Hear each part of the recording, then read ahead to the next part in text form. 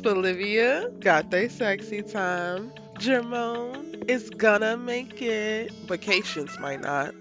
Y'all, let's talk about episode 6 from season 4 of All American. This is your good sis, Erica Bain, coming to you with the breakdown right here on Erica Bain TV. Let's go ahead and get into it. For the most part, y'all, last night's episode was very lighthearted and fun. If you missed it, I do a live after show after every new episode of All American where I talk with y'all about the show as well as put up a community post for people to drop their initial thoughts. And we had quite a bit of a conversation. So if you did not get to see that or did not get to join it, make sure that you watch that after this video because there'll be a little bit more of a deep dive. Y'all brought me off into a tangent about Layla, and we had a little bit of a debate last night on that live. So go ahead and check that out if you want to talk a little bit more about the episode and some of the nuances of it. But as I mentioned, for the most part, this episode was pretty lighthearted. I think the biggest drama per se was Patience, but they were able to wind up having a conversation and be very, very honest with each other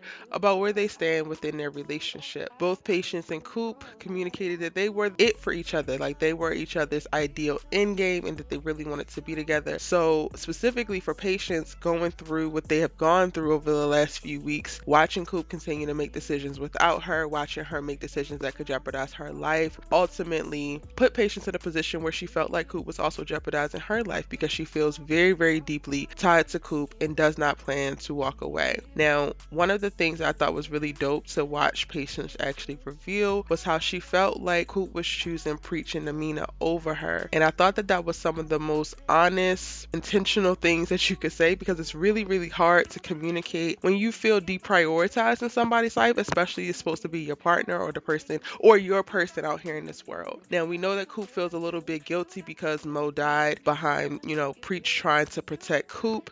So that's one of the reasons why she is riding so hard for Amina and showing up the way that she is. And then she also, I guess, feels indebted to Preach. But she's going to have to figure it out if she wants to be able to keep Patience because, as I have mentioned previously, Patience is going to wind up running out of patience coming up second best or even third best in this situation. But again, I thought it was really great that she actually communicated this so Coop knows she cannot play blind or act like she don't know moving forward, so she needs to make better decisions. And I'm not necessarily sure that she is going to, y'all, because I've already did the episode 7 synopsis breakdown, and in that synopsis it actually mentions that Coop shows up for Amina again, ignoring or kind of like dismissing what Patience wants from her in reference to prom prep. So next week's episode, we are still going to be in the midst of a Patience relationship, I don't know, debacle or them still struggling. And I honestly think that we're probably going to see this for a while. But by the end of this episode, everything seems to be a little bit evened out. They at least communicated.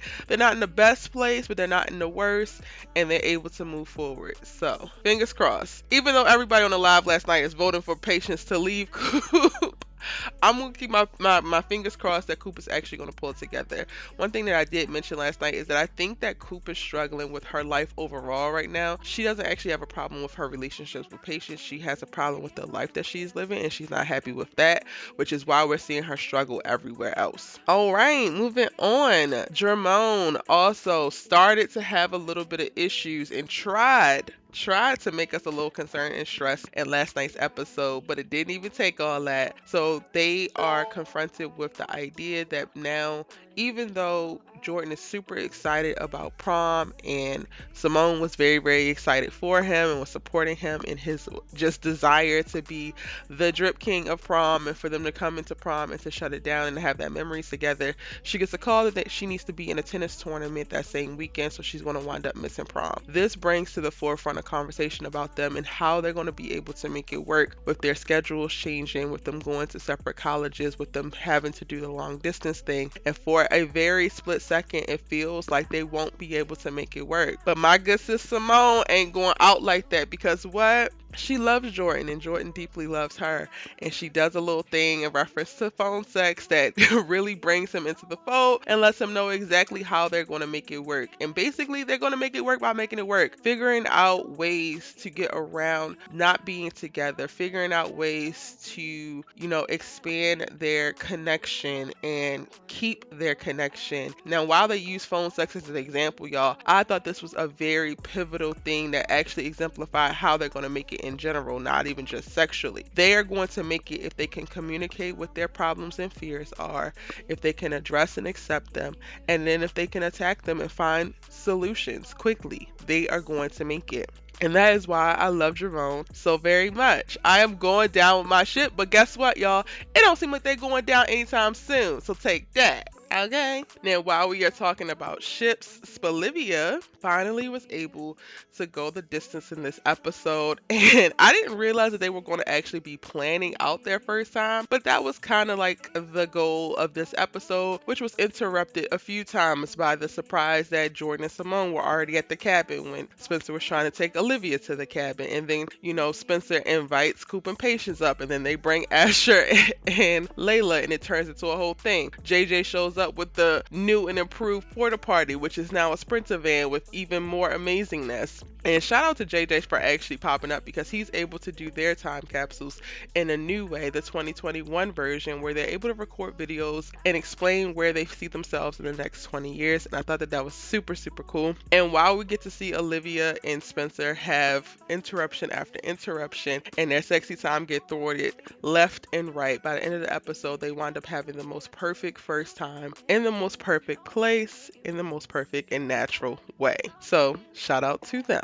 While the teens are running amok in the cabin, the parents are rummaging through Crenshaw High looking for their time capsules from about 25 years before, and it becomes a whole friend affair with Carter, Grace, Billy, Laura, and then they invite Denise, who winds up knowing exactly where it is, and then they're able to basically go down memory lane. I am so here for the parents and seeing more of the parents interact. I absolutely love Grace and Carter together. I'm so happy for her, and I cannot wait for us to see them get engaged, for us to see them getting married, because I definitely think that that's going to be on the horizon for them. And I would love to see a little bit more of Miss Denise Rivers. So we need to make that happen, CW. What's going on? Other things to note from this episode, y'all, we get a conversation with Layla and Jordan in this episode where she's talking about she's going to take a gap year off from college because she's already doing what she wants to do. And I think that there's a little bit something more to that, but I think they're going to have to give us a little bit more information because it just seems off, but we don't have enough to go off of. For them, this to be the conversation that they're having in the cabin now. And the last cabin episode was about maybe 4 months before this. And in that episode, she had applied early, submitted all her essays, and was good to go because her and Olivia were the ones who were just ready when it came to college and had done everything they needed to do. And Simone was the one who was shuffling to figure out where she was going to end up. To now, 4 months later, she doesn't want to go anymore. I'm like, girl, what happened? Because you've been a boss this entire time. You've had your record label, even when you were at the cabin the time before last. So something actually happens. Jordan actually calls her out on it of like, this is something that you always wanted. And they just kind of leave it there. They don't really give us any type of resolution with it. So we're going to have to track and see what's actually happening with Layla, maybe behind the scenes, that's making her not want to go to college anymore. Again, please watch that live replay so that y'all can see the conversation that we had about Layla, because some of y'all are not feeling Miss Layla's attitude and thinking that she is changing too much. And we had a really, really amazing conversation about it that I think that you should jump right on into. And then the last thing I want to bring up is JJ. In this episode, while he brings the fun and he brings the party, he also brings the real. In his video, when he talks about where he's going to be in the next 20 years, the last thing that he says is that he hopes his friends realize what he brings to the table and how he keeps them connected and takes him more seriously. And I think that this is going to be the jumping off point for JJ this season. We're going to start to see a fuller story arc from him and a little bit more on the drama side as he starts to carve a deeper lane with his friends and maybe starts to require them to respect them a little bit more. All right, y'all, that's my full breakdown of episode 6 from season 4 of All American. Let me know what you thought about the episode in the comment section down below. Hit the subscribe button and join the tribe. Turn on your bell notifications so that you don't miss any of my All American videos. And I'm going to see you in the next one. I'm about to jump in these comments. Can't wait to talk to you. Bye.